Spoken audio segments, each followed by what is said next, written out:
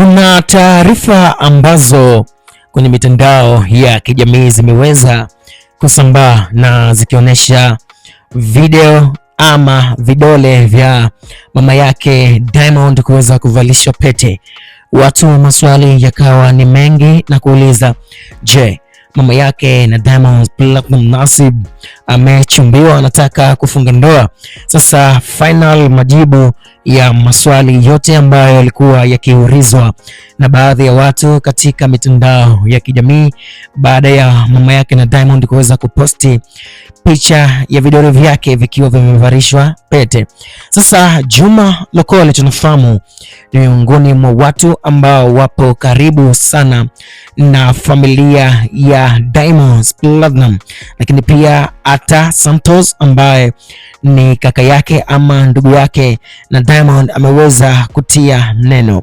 Kwa Juma Lokole ameweza kuthibitisha ya kwamba kwa muda huu vikao tayari vimekwisha fanyika vihawari kuhusiana na tarehe maandalizi ya shughuli ama harusi ya mama yake na Diamond Platnumz.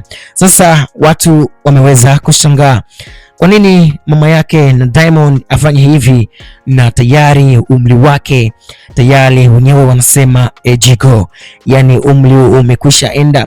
Watu wanasema ya kwamba kwa nini wasingefanya chini chini zile ndoa za mahakamani, maisha mengine yaendelee. Sasa Juma Lokole pia aliweza kutoa ufafanuzi na kusema kwamba yale ni maamuzi ya watu na maamuzi ya watu yaweze kuheshimiwa, yasiweze kuingiliwa kwa namna yoyote ile.